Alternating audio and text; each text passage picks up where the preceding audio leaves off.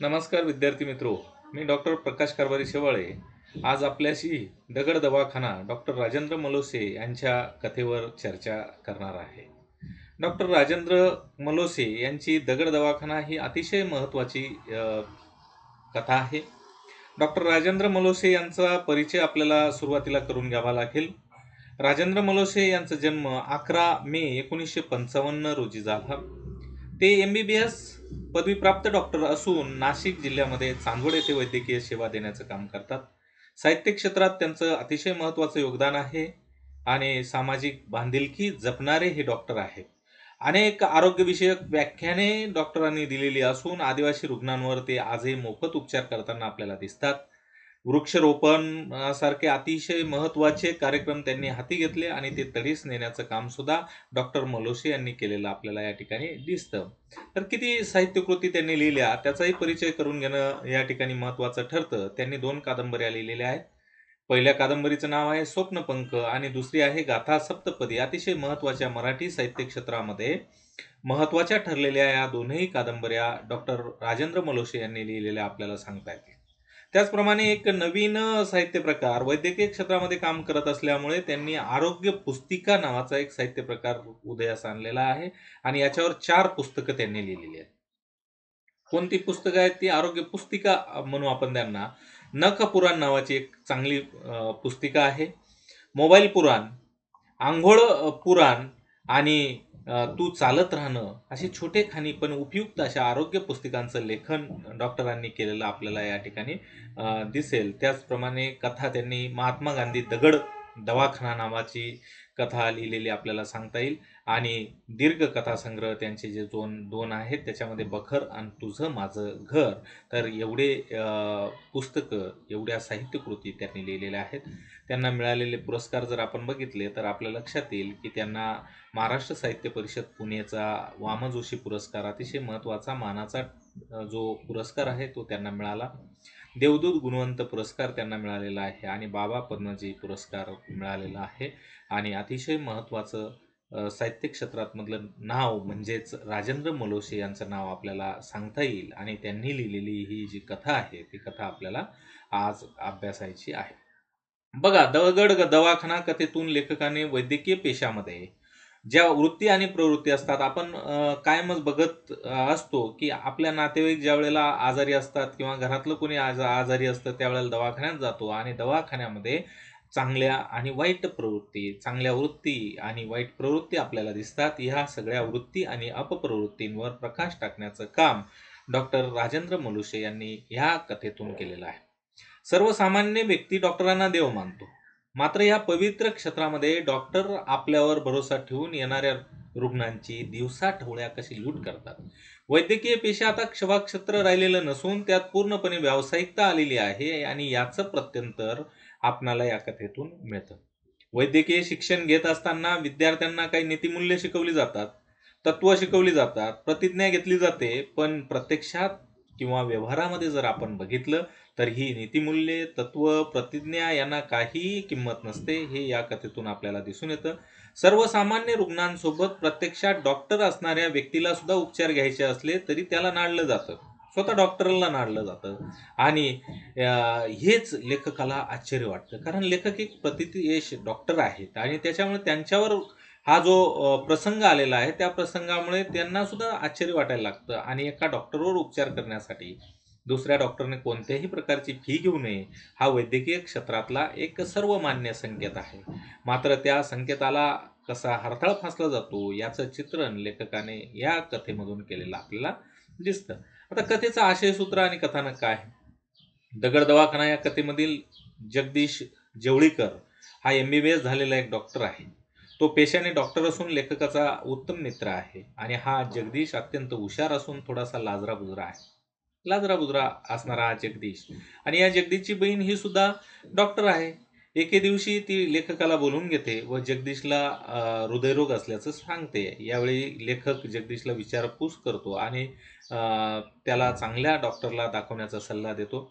सर्व विचारपूस झाल्यावर जगदीशच्या बहिणीच्या खातर ते जगदीशला घेऊन मुंबईत ऑपरेशन करून आणण्याची जबाबदारी स्वतःवर घेतात आणि त्यांना धीर यावा म्हणून स्वतःच्या मामाच्या ऑपरेशनची गोष्ट त्यांना सांगतात. आता ही गोष्ट घडलेली आहे 1980च्या आसपास. स्वतःच्या मामाबाबत घडलेला हा प्रसंग लेखक या डॉक्टर बहीण भावाला सांगतात आणि हे ऑपरेशन म्हणजे फार मोठे दिव्य नसते असा धीर, कारण ते स्वतः डॉक्टर आहेत आणि डॉक्टर असल्यामुळे त्यांना माहिती आहे की पेशंट खचला तर प्रॉब्लेम होईल आणि म्हणून ते त्याला धीर देण्याचं काम करतात. लेखकाचा श्री नावाचा मामा असतो. तो BSc ॲग्री झालेला असतो. या मामाच्या घरी जवळपास 200 एकर शेती असते, मात्र त्याला हृदयरोग असतो. त्याच्या हृदयाची एक झडप खराब झालेली असते आणि डॉक्टरांनी त्याला हृदयाचे ऑपरेशन करणे गरजेचे आहे असा सल्ला दिलेला असतो. आता मामाच्या घरचे सगळे लोक या ऑपरेशनच्या विरोधात असतात. घरामध्ये पिढ्यानपिढ्या चालत आलेल्या चाली, रीती, रूढी, परंपरा, अंधश्रद्धा, गैरसमज यामुळे ते श्री मामाला ऑपरेशन करू देत नाहीत. आणि श्री मामा लेखकाच्या आईचा सगळ्यात धाकटा भाऊ असल्यामुळे लेखकाच्या वयाचा असतो. तो लेखकाला खरी समस्या सांगतो आणि त्याच्या दृष्टीने लेखक त्याचा उत्तम मित्र असतो, म्हणून तो लेखकाला सर्व खरे सांगतो. दम लागणे, सांधे दुखणे, छातीत दडदड होणे या सर्व समस्यांची कल्पना तो लेखकाला देतो. यावर लेखक त्याला हृदयाचे ऑपरेशन हा एकमेव इलाज असल्याचे सांगतात.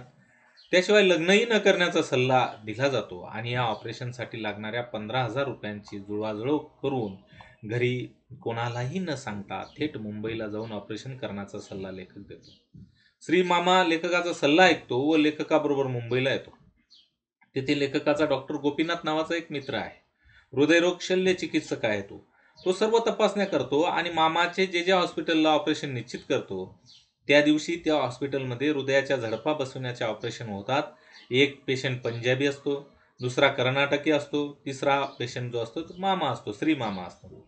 उर्वरित दोन्ही पेशंट बरोबर त्यांचे नातेवाईक असतात. मात्र श्री मामाबरोबर लेखक एकटाच असतो आणि लेखक अधूनमधून मित्राचा वशिला लावून श्री मामाला अतिदक्षता विभागात जाऊन पाहून येतो. अन्य 2 पेशंटचे नातेवाईक लेखकाभोवती जमा होऊन माहिती घेतात. लेखक डॉक्टर असल्याचे कोणालाही सांगत नाही. 48 तास अतिदक्षता विभागात झाल्यानंतर पंजाबचा पेशंट मरतो व नंतर कर्नाटकचा पेशंट सुद्धा मृत्युमुखी पडतो. त्यामुळे लेखक खूप घाबरतो. मात्र लेखकाचा मित्र जो डॉक्टर असतो तो त्याला धीर देतो. श्रीमामाचे असे काही होणार नाही याची खात्री देतो आणि त्या दोन्ही पेशंटचे ऑपरेशन करायला उशीर केला, त्याच्यामुळे हृदय खूपच खराब झालेले असते. त्याच्यामुळे ते दोघं ऑपरेशन अयशस्वी झाल्यामुळे दगावतात. मात्र लेखकाने योग्य निर्णय घेऊन मामाच्या हृदयाचे ऑपरेशन त्वरित केल्याने श्री मामा वाचतो.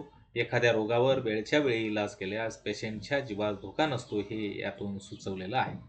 मात्र आजाराकडे दुर्लक्ष केल्यास जीवावर बेतू शकते याची जाणीवही करून दिलेली आहे. या ऑपरेशनची पूर्वकल्पना लेखक मामाच्या आई वडिलांना देत नाही. मात्र 5व्या दिवशी श्री मामा बरा झाल्यानंतर तो आईला फोन करून त्याविषयीची कल्पना देत सर्वांना बोलावून घेतो. लेखकाचा थोरला मामा हॉस्पिटलमध्ये दाखल होऊन श्री मामाच्या गळ्यात पडून रडतो आणि लेखकाचे जागरण झाल्याने त्याला आंघोळ करून झोपण्याचा सल्ला देतो. श्री मामासारखे जगदीशचेही ऑपरेशन डॉक्टर गोपीनाथ यांच्या सल्ल्याने करण्याचं लेखक ठरवतो, कारण पहिला अनुभव असतो आणि जगदीशच्या डॉक्टर बहिणीला तसे तो सांगतो. ती होकार देते. डॉक्टर गोपीनाथ जगदीशच्या हृदयाची झडप बदलण्याचा सल्ला देतात आणि लेखक जगदीशचेही ऑपरेशन स्वतः हॉस्पिटलमध्ये जातीचे हजर राहून करून घेतो. ते यशस्वी होते. या ऑपरेशनच्या वेळेस जगदीशची बहीण, जगदीशचे आई वडील असे मंडळी सोबत असल्याने लेखकाला फारसा ताण नसतो. मात्र सर्व पळापळ त्याला स्वतःलाच करावी लागते. जगदीशचे ऑपरेशन यशस्वी होऊन त्याला घरी आणले जाते आणि काही दिवसात जगदीशला पुन्हा पोटात दुखण्याचा त्रास होतो. किरण तपासणी केल्यावर मुतखडा असल्याचे निदान होते. ऑपरेशन करावे लागणार म्हणून जगदीश घाबरतो. जगदीशची बहीण पुन्हा लेखकाला फोन करून अडचणीतून मार्ग काढण्याची विनंती करते. लेखक पुन्हा सर्व जबाबदारी खांद्यावर घेतो. यावेळेस ऑपरेशन नको म्हणून अन्य पर्यायांची चाचपणी करतो. तेव्हा त्याला मुंबई येथे लिथोट्रिप्सी हे नवीन मशीन आलेले असून ते अतिसूक्ष्म लहरीच्या साहाय्याने मुतखड्याचा उपचार करतं आणि त्याला लेखकाला अशी माहिती मिळते. लेखक हा पर्याय निवडतो व अधिक माहिती घेतो. त्यावेळी मुंबईतील महात्मा गांधी स्टोन क्लिनिक नावाची संस्था असून तिथे हे ऑपरेशन चिरफाड विरहित होईल अशी माहिती मिळते. लेखक आपल्या मुंबईतील डॉक्टर मित्रा या मित्राकडे पोहोचून त्यांना त्या दवाखान्यात फोन करायला सांगतो. फोनवरून संभाषण होतं आणि संभाषणातून त्या दवाखान्याचे मालक डॉक्टर गुप्ता हे दिल्लीला गेलेले असून सोमवारी परत येणार असं कळतं. त्यामुळे लेखक डॉक्टर मित्रा यांना डॉक्टर गुप्ता यांची सोमवारी अपॉइंटमेंट देण्याची विनंती करतात व त्याप्रमाणे डॉक्टर गुप्ता यांच्या दवाखान्यामधून त्यांना अपॉइंटमेंट मिळते. सोमवारपर्यंत मुंबईत मुक्काम करून लेखक आपल्या डॉक्टर मित्राला घेऊन महात्मा गांधी स्टोन क्लिनिकमध्ये जाऊन पोहोचतो. तेव्हा डॉक्टर गुप्ता अजून आलेले नाही असे त्यांना कळतं. ते डॉक्टर गुजराती व डॉक्टर शर्मा हे 2 डॉक्टर कार्यरत होते. त्यापैकी डॉक्टर शर्मा यांची लेखक भेट घेतात. डॉक्टर शर्मा जगदीशला तपासतात. त्यांची क्ष किरण तपासणी करून 15,000 रुपये खर्च सांगतात.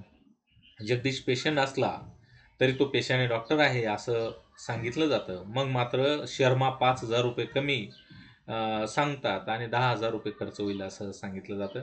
लेखकाने रक्कम कमी करण्याची विनंती केल्यावर मला तो अधिकार नाही हे स्पष्टपणे सांगतात. यावर लेखकाने पेशंट हा पेशंट डॉक्टर आहे, त्यामुळे त्याचे पैसे तुम्ही घेता कामा नये असे तुणतुणे वाजवतो. यावर डॉक्टर शर्मा वरिष्ठ डॉक्टर गुप्ता यांना भेटण्याचा सल्ला देऊन ते 10 दिवसांनी भेटतील असे सांगतात. लेखक जगदीशला घेऊन पुन्हा 15 दिवसांनी डॉक्टर गुप्तांकडे जातो. त्यावेळी लेखकाने जाताना डॉक्टर गुजराती यांच्याकरता आपल्या एका मित्राची चिठ्ठी नेलेली असते. डॉक्टर गुप्ता हे अजून आलेले नव्हते. तसेच लेखकाचा मित्रा हा दुपारी 2 वाजता काम आटोपून येणार होता, म्हणून डॉक्टर गुजराती यांना पुन्हा भेटावयाचे ठरवून लेखक डॉक्टर गुप्ता यांना भेटायला जातात आणि लेखकाने आपले व्हिजिटिंग कार्ड डॉक्टर गुप्तांकडे पाठवल्यावर डॉक्टर गुप्ता त्यांना तत्परतेने आतमध्ये बोलावतात भेटण्यासाठी. आणि पांढरी शुभ्र सफारी, डोळ्यावर सोनेरी काड्यांचा चष्मा, रुबाबदार गोरापान दिसणारा, 55 वर्षाचा असूनही 40 वर्षाचा वाटणारा, उंची सिगारेट ओढणारा, केस काळे करून तरुण असल्याचे भासवणारा, वातानुकूलित खोलीत खुर्ची टेबल टाकून बसलेला डॉक्टर गुप्ता शुगरवाला चहा पित होते. जुजबी विचारपूस झाल्यावर लेखक डॉक्टर गुप्ता यांना आपण एक पेशंट आणला असून त्याला मुतखडा झालेला आहे असे सांगतो. त्याचबरोबर पेशंट हा MBBS असून डॉक्टर आहे. अगोदर हृदयाचं ऑपरेशन झालेलं आहे हेही त्यांना सांगून टाकतो. पहिल्या ऑपरेशनमुळे दुसरे ऑपरेशन नको असा विचार करून आम्ही तुमच्याकडे आलेलो आहोत हे स्पष्टपणे सांगितलं जातं. त्याचबरोबर डॉक्टर शर्मा यांनी 10,000 रुपये खर्च सांगितलेला आहे असे स्पष्टपणे सांगून या रकमेतील आणखी काहीतरी कमी करण्याची गळ घालतो. यावर डॉक्टर गुप्ता यांनी बोलण्याचा प्रयत्न केल्यावर लेखक त्यांना बोलू न देता मी जास्तीत जास्त 5,000 रुपये देऊ शकतो असं बेधडकपणे सांगून टाकतो. त्याचबरोबर पेशंट हा डॉक्टर असल्याने आपल्या वैद्यकीय व्यवसायातील संकेताप्रमाणे तुम्ही त्याचे पैसे घ्यायला नाही पाहिजे असे सरळ सरळ सांगून टाकतो. मात्र गुप्ता लिथोट्रिप्सी मशीनसाठी 3 कोटी रुपयांचे आपण कर्ज काढलेले असून त्या मशीनचे वेगवेगळे भाग सतत बदलावे लागतात असे कारण त्यांना देतात. आणि त्याचबरोबर हॉस्पिटल, त्याची जागा, इतर डॉक्टर, नर्सेस यांचा खर्चही खूप असल्याने 5,000 रुपयात हे ऑपरेशन होणार नसल्याचे स्पष्टपणे सांगून टाकतात. मात्र लेखकाने पेशंट हा स्वतः डॉक्टर आहे असे तुणतुणे वाजवल्यानंतर डॉक्टर गुप्ता त्यांना आता 10,000 रुपये देऊन टाकायला सांगतात व ते 10,000 रुपये परत मिळवून देण्याचं वचनही देतात. यावर लेखकाची एक उत्सुकता चालवली जाते. लेखकाने त्याबाबत विचारणा केल्यानंतर डॉक्टर गुप्ता त्यांना सरळ एक ऑफर देतात. लेखकाने मुतखडा असलेले पेशंट डॉक्टर गुप्ता यांच्याकडे पाठवायचे व गुप्तांनी लेखकाला एका पेशंटच्या बदल्यात 1,000 रुपये द्यायचे अशी ऑफर असते. डॉक्टर गुप्ता ही रक्कम चेकने द्यायला तयार असतो. डॉक्टर गुप्तांची चेकद्वारे लाच देण्याची असलेली तयारी पाहून लेखक चक्रावून जातो. ती ऑफर तो सरळ सरळ नाकारतो आणि या जगदीशच्या ऑपरेशनसाठी तुम्ही किती रक्कम कमी करणार एवढेच सांगा हे आपले पहिले पालुपत पुन्हा आळवतो. यावर डॉक्टर गुप्ता लेखकाला हे समजावून सांगण्याचा प्रयत्न करतो की मी तुम्हाला कमिशन देत नसून तुमच्या पुढील कामाचा पैसा देत आहे, कारण आमच्या इथे ऑपरेशन करून गावी गेलेला पेशंट तुम्हाला हाताळायचा असून त्याची काळजी तुम्हाला घ्यायची आहे. त्याकरिता मी एका पेशंट मागे 1,000 रुपये तुम्हाला देणार आहे. मात्र लेखकाने त्यांच्या या प्रस्तावाला नकार दिलेला असतो आणि आपण या पेशंटविषयी बोला असा पवित्रा ते घेतात. डॉक्टर गुप्ता लेखकाला स्पष्टपणे 10,000 रुपये द्यावेच लागतील असे सांगून टाकतो.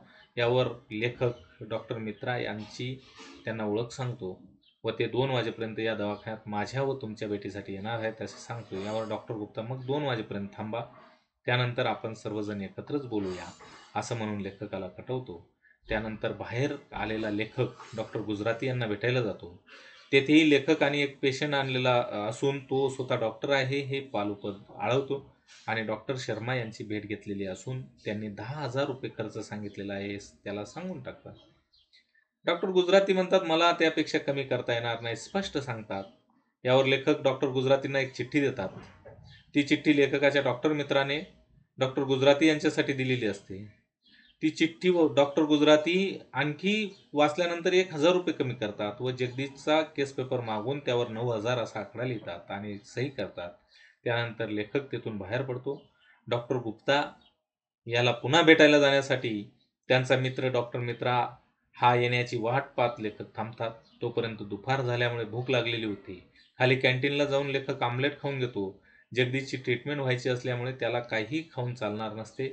आमलेट खाऊन बाहेर पडेपर्यंत त्यांचा मित्र डॉक्टर येतो आणि लेखक आपल्या मित्राला घेऊन डॉक्टर गुप्ता यांच्याकडे जातो. यावेळेला डॉक्टर गुजरातींनी आणखी 1,000 कमी केले आहेत असे डॉक्टर गुप्तांनी म्हटल्यावर लेखक 5,000 रुपयांपर्यंत कमी करायला हवे असा धोशा त्यांच्याकडे लावतो. लेखकाच्या या मागणीला त्याचा मित्र जो आहे तो पाठिंबा दर्शवतो. त्यावेळेस लेखकाला केबिनच्या बाहेर जायला सांगितलं जातं.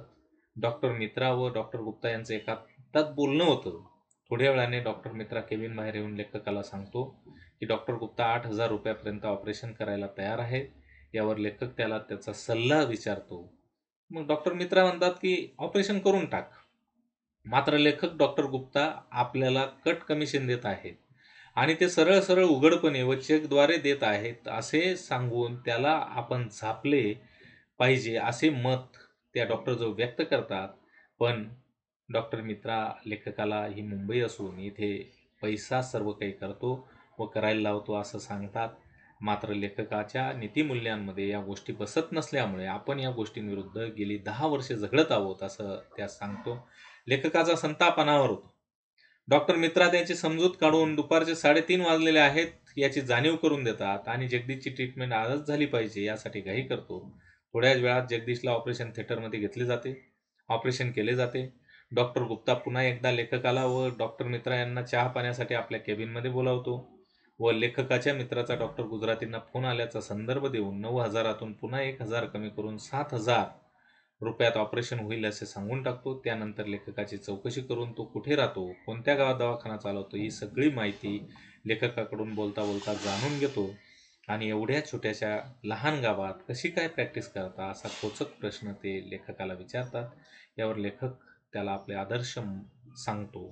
मात्र ते मनोमन न ऐकता डॉक्टर गुप्ता फक्त मान डोलावत राहतात आणि त्यानंतर आपल्या वैद्यकीय प्रॅक्टिसमध्ये केलेल्या खटपटी लेखकाला व मित्राला सांगतात. आपल्याकडे वेगवेगळ्या क्षेत्रातील मान्यवर व्यक्ती उपचारासाठी कसे येतात, प्रचंड पैसा कसा देतात, या लांबलचक कथा ते सांगतात.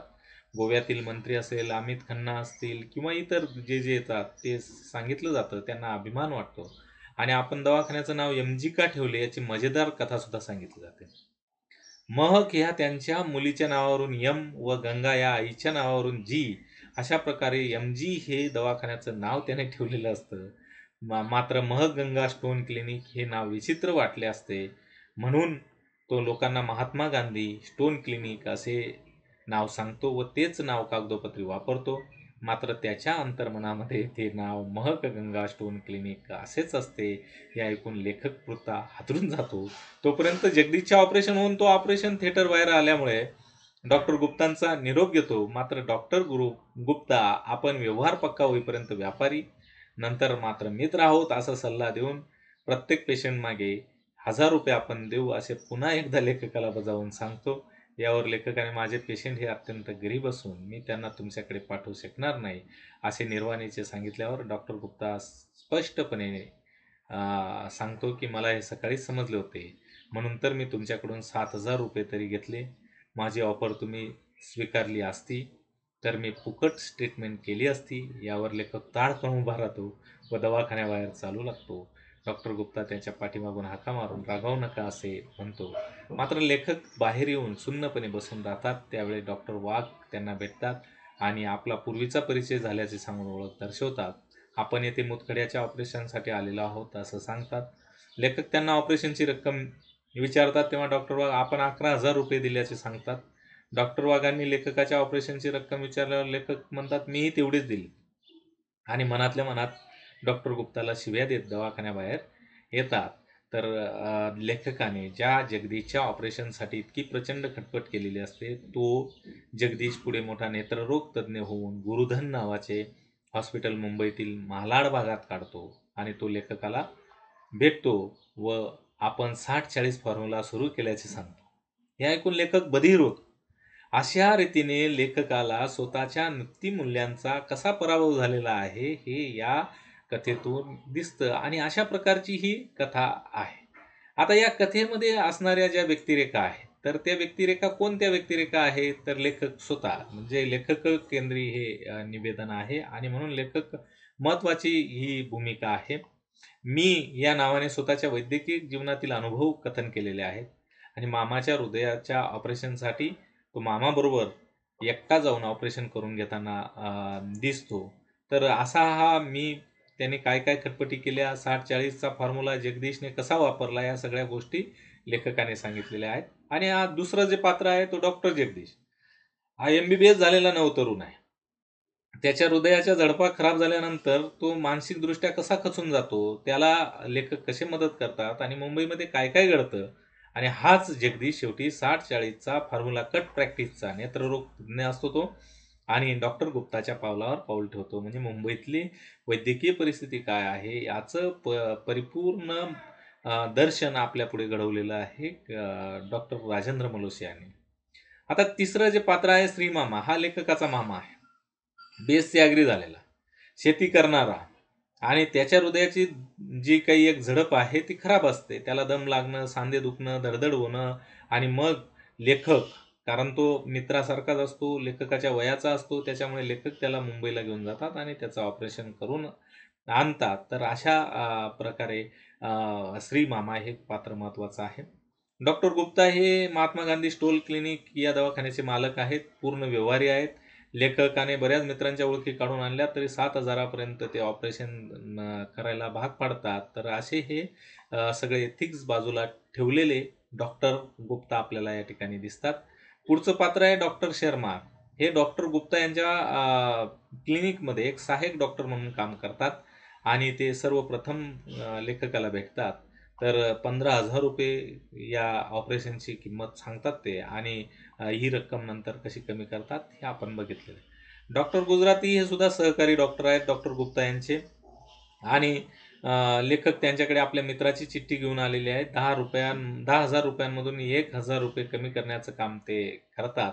तर असे हे डॉक्टर गुजराती आणि डॉक्टर मित्रा हे लेखकाचे मुंबईतील डॉक्टर असणारे मित्र असून जगदीशच्या ऑपरेशनसाठी लेखकाबरोबर डॉक्टर गुप्ता यांच्या भेटीकरता ते येतात. चर्चा करून ₹8,000 त्या ठिकाणी त्या ऑपरेशनचे ठरतात. तर अशा प्रकारच्या ह्या व्यक्तिरेखा, डॉक्टरांच्या व्यक्तिरेखा आहेत, हे आपण लक्षात घेतलं पाहिजे. आता कथेमध्ये असणारी वातावरण निर्मिती काय आहे? डॉक्टर मलोसे यांच्या दगड दवाखाना या कथेमधून उत्तम अशी वातावरण निर्मिती होताना आपल्याला दिसते. वैद्यकीय क्षेत्रातील विविध वृत्ती प्रवृत्तींवर प्रकाश टाकत असताना डॉक्टर राजेंद्र मलोसे हे आपल्या वैयक्तिक जीवनामध्ये घडलेल्या घटना प्रसंगांना प्रांजळपणे व्यक्त करताना आपल्याला दिसतात. अनेक घटना प्रसंगांना शब्दांच्या साहाय्याने चित्रित करून त्यांना जिवंत करताना दिसून येतात. सदर घटना प्रसंग आपल्या डोळ्यांसमोर घडतो आहे अशी आपल्याला कथा वाचताना असा भास होतो आणि या कथेमधून एखाद्या डॉक्टरलाही विविध शारीरिक व्याधींना सामोरे जावं लागतं हे सुद्धा आपल्याला दिसतं. डॉक्टर नर्सचं वागणं असेल, नातेवाईकांची मनोअवस्था याचं सूक्ष्म असं चित्रण लेखकाने केलेलं आहे आणि एक वातावरण निर्मिती तयार झाली. मूळ जी गोष्ट सांगावयाची आहे ती अधिक परिणामकारकपणे वाचकांना सांगण्यासाठी भूतकाळातील एका घटना प्रसंगाचा आधार देऊन लेखक मूळ कथा कथन करताना दिसतात. यामुळे उत्तम अशी वातावरण निर्मिती होऊन हृदयातील ताण, तणाव आपल्या लक्षात येतात आणि या कथेतील वातावरण निर्मितीकरिता संवाद असेल, निवेदन असेल, अतिशय व्यवस्थितरित्या त्याचा समन्वय साधलेला आपल्याला दिसतो. अल्पाक्षरी असं संवाद आहेत. पूरक असं निवेदन आहे त्याला आणि कथानक वेगाने पुढे सरकताना दिसतं. यामुळे कथानक कंटाळवाणे न वाटता उत्सुकता ताणून धरणार आहे आणि याची आपल्याला पदोपदी प्रचिती येते. वेगवेगळी छोटी कथानके व कथेच्या अंतर्गत येताना आपल्याला दिसतात. मात्र तरीही त्यामध्ये योग्य संगती लावून लेखकाने एक मुख्य कथा एका धाग्यात गुंफलेली दिसून येते. लेखकाचे हे कौशल्य उल्लेखनीय आहे आणि डॉक्टर गुप्ता या पात्रांच्या माध्यमातून लेखकाने वैद्यकीय क्षेत्रातील विविध खलवृत्ती प्रवृत्तींवर प्रकाश टाकण्याचं काम केलेलं आपल्याला दिसतं. तर अशा रीतीने लेखकाने या कथेमधून वैद्यकीय क्षेत्रामध्ये काय चालतं, कशा घटना प्रसंग कसे घडतात याचं निवेदन करून एक वातावरण निर्मिती करण्याचं काम केलेलं आपल्याला दिसतं. कट प्रॅक्टिस कशी होते काय याची सगळी माहिती त्यांनी दिलेली आहे. आता कथेची भाषा आणि निवेदन शैली कशी आहे, तर डॉक्टर राजेंद्र मलोसे यांनी लिहिलेल्या या दगड दवाखाना कथेमध्ये भाषा ही साधी आहे, सोपी आहे, सरळ आहे आणि वैद्यकीय क्षेत्रातील शब्दांचा त्या ठिकाणी आपल्याला परिचय होतो. ही कथा वैद्यकीय क्षेत्रातील घटनाप्रसंगाचं चित्रण करते आणि वैद्यकीय क्षेत्रामध्ये अत्यंत कमी शब्दांचा वापर लेखकाने या कथेमध्ये त्या क्षेत्रातल्या शब्दांचा वापर कमी केलेला आहे. सर्वसामान्य व्यक्तींना समजेल अशी कथा जाणीवपूर्वक त्यांनी लिहिलेली आहे. संवाद अल्पाक्षरी आहेत, त्याच्यामुळे अर्थपूर्णता आपल्याला कळते. संवादांच्या जोडीला निवेदन येतं आणि कथानक प्रचंड वेगाने पुढे सरकताना दिसतं. कथेतील निवेदन हे घटना प्रसंगाचे विस्तृत विवेचन करण्यासाठी आलेलं आहे. त्याचबरोबर लेखकाच्या अवस्थेचं चित्रण करण्यासाठी सुद्धा आलेलं आहे. कधी-कधी लेखक मूळ कथानक सोडून भलत्याच काही गोष्टींचं निवेदन करीत असताना आपल्याला दिसतो. मात्र असं असलं तरी हे निवेदन आपणास मूळ कथानकापासून दूर घेऊन जात नाही असं दिसून येतं. कथेची भाषा जर बघितली आपण, तर प्रमाण मराठी असली तरी त्यात इंग्रजी शब्दांचा वापर होतो आणि वैद्यकीय क्षेत्रातील काही नवीन संकल्पना मराठी वाचकांच्या मनात रुजविण्याचा प्रयत्न केलेला आपल्याला दिसतो. उदाहरणार्थ, मी परत माझी एल-पी लावली आणि पूर्ण केली. यामधील एल-पी या इंग्रजी शब्दाचा वाचकांना ताबडतोब उलगडा होत नाही. असे असले तरी काही नवनवीन भाषिक प्रयोग करण्याचं काम डॉक्टर राजेंद्र मलोसे यांनी केलेलं आपल्याला दिसून येतं. आता कथेमध्ये काय संघर्ष आहे, तर मानसिक व वैद्यकीय प्रकारचा संघर्ष, 2 प्रकारचा संघर्ष या कथेमध्ये आहे. पहिला संघर्ष मानसिक आहे, दुसरा वैद्यकीय आहे आणि वैद्यकीय क्षेत्रात फोफावलेल्या अनिष्ट प्रवृत्तींविरुद्धचा हा सगळा संघर्ष आपल्याला दिसतो. लेखक आपल्या मामाच्या हृदयाच्या वेळी एकटाच असल्याने विविध मानसिक शंका, कुशंकांनी कसा ग्रासून गेलेला असतो. घरातील कोणालाही काहीही न सांगता मामाच्या हृदयाचं ऑपरेशन करून लेखकाने घेतलेला पुढाकार, ऑपरेशन यशस्वी न होता मामा दगावला तर, अशा अनेक प्रश्न त्याच्या डोक्यामध्ये येतात आणि एक मानसिक दडपण आपल्याला दिसतं आणि मानसिक संघर्ष दिसतो. आणि या दुसऱ्या भागामध्ये जो संघर्ष आहे दुसरा, वैद्यकीय क्षेत्रात फोफावलेल्या अनिष्ट चालीरीती, रूढी, परंपरा आणि त्याच्यामुळे कट प्रॅक्टिसला मिळालेला वाव. डॉक्टर गुप्ता लेखकाला कट कमिशन देऊ करतो, मात्र वैद्यकीय क्षेत्रामध्ये जी मूल्ये शिकवली जातात त्यावर लेखक ठाम असल्यामुळे ते त्यांच्या या ऑफरला धुडकावून लावतात. डॉक्टर गुप्ता वेगवेगळ्या मार्गांनी आपल्या या गैरकृत्यामध्ये लेखकाला समाविष्ट करून घेऊ इच्छितो, पण त्या बदल्यात त्याला पैशांची लाच देऊ करतो. मात्र लेखक मला ते जमणार नाही असे स्पष्ट सुनावतो आणि मी आणलेला पेशंट हा डॉक्टर असून एका डॉक्टरच्या ऑपरेशनचे पैसे दुसऱ्याने घेऊ नये अशी मागणी त्या ठिकाणी करतो. तर अशा प्रकारे मूल्य विरुद्ध कटू वास्तव आपल्याला या ठिकाणी दिसतं आणि अतिशय प्रभावशाली अशी ही कथा त्यांनी लिहिलेली आहे. आता शीर्षकाची समर्पकता काय? या कथेमध्ये दगड दवाखाना हे शीर्षक समर्पक आहे. दवाखाना मानवी शरीरातील मुतखड्यावर विना टाका, विना शस्त्रक्रिया अशा प्रकारे उपचार करणार आहे. मात्र त्याचबरोबर मानवी मनही पैशापुढे दगड झालेलं आहे हे आपल्याला सूचित करण्याचं काम त्या ठिकाणी केलं जातं. दुसरी गोष्ट, बोथट संवेदनशीलताच माणसाला राहिली नाही आणि दगड हा शब्द या ठिकाणी आपल्याला दिसतो. तर अशा गोष्टी, अतिशय महत्त्वाच्या गोष्टी मांडण्याचं काम डॉक्टर राजेंद्र मलोसे यांनी केलेलं आहे. डॉक्टर राजेंद्र मलोसे यांचं समकालीन कथेमध्ये योगदान जर आपण बघितलं तर मलोसे हे वैद्यकीय क्षेत्रामध्ये कार्यरत असणारे नामवंत डॉक्टर आहेत. मात्र वैद्यकीय पेशा सांभाळता त्यांनी मानवी वृत्ती प्रवृत्तींचं जवळून निरीक्षण केलेलं आहे. आपल्या पेशामध्ये आपले विविध अनुभव त्यांनी कथा कादंबऱ्यांमधून चित्रित केलेले आहेत आणि त्यामुळे त्यांचे हे सर्व लेखन मराठीतील अन्य कथा कादंबऱ्यांपेक्षा नाविन्यपूर्ण व वेगळं आहे. मराठीतील अन्य साहित्य प्रवाहामध्ये वैद्यकीय क्षेत्रातील साहित्य असा एखादा नवीन साहित्य प्रवाह उदयास येण्याची शक्यता त्यांचे लेखन वाचून आपल्याला वाटते. डॉक्टर राजेंद्र मलोसे यांच्या स्वप्नपंख, गाथा सप्तपदी या 2 कादंबऱ्यांची मराठी वाङ्मय क्षेत्रामध्ये मोलाची भर टाकलेली आहे. किंवा त्यांनी ज्या आरोग्य पुस्तिका लिहिलेल्या आहेत, मग त्याच्यामध्ये नख पुराण असेल, मोबाईल पुराण असेल, आंघोळ पुराण असेल, तू चालत राहणं, तर या 4ही आरोग्य पुस्तिका लोकांमध्ये आरोग्य विषयक जागृती, जनजागृती करण्याचं काम करतात आणि महात्मा गांधी दगड दवाखाना या कथासंग्रहातून त्यांनी वैद्यकीय क्षेत्रामधल्या विविध वृत्ती प्रवृत्तींचा परिचय करून देण्याचं काम केलेलं आहे. वैद्यकीय व्यवसायामध्ये आलेली कमालीची व्यावसायिकता ही आपल्याला त्यातून दिसते. किंवा बखर आणि तुझं माझं घर या दीर्घ कथासंग्रह सुद्धा मराठी वाङ्मयामध्ये मोलाची भर घालताना आपल्याला दिसतो. डॉक्टर राजेंद्र मलोसे यांनी सामाजिक बांधिलकीच्या भावनेतून दिलेली विविध आरोग्यविषयक व्याख्याने, आदिवासी रुग्णांवर केलेले मोफत उपचार, त्यांना असलेली वृक्षारोपणाची आवड यामधून आरोग्यविषयक, समाजविषयक, पर्यावरणविषयक दृष्टिकोनांवर प्रकाश पडतो आणि त्यांच्या कादंबऱ्यांना प्राप्त झालेले पुरस्कार असतील किंवा त्यांच्या लेखनावर झालेलं संशोधन असेल, या सगळ्या गोष्टी आपल्याला इथे महत्त्वाच्या ठरतात. डॉक्टर राजेंद्र मोलुसे यांचे मराठी साहित्यामध्ये असणारं योगदान अतिशय महत्त्वाचं आहे, हे आपण या ठिकाणी लक्षात घेतलं पाहिजे. तर अशा प्रकारे राजेंद्र मोलुसे यांनी दगड दवाखाना नावाची ही जी कथा आहे, ही कथा लिहिली, ती अतिशय महत्त्वाची आहे. प्रथम वर्ष कला शाखेच्या मराठीच्या विद्यार्थ्यांसाठी या कथेचा अभ्यास अत्यंत गरजेचा आहे. धन्यवाद.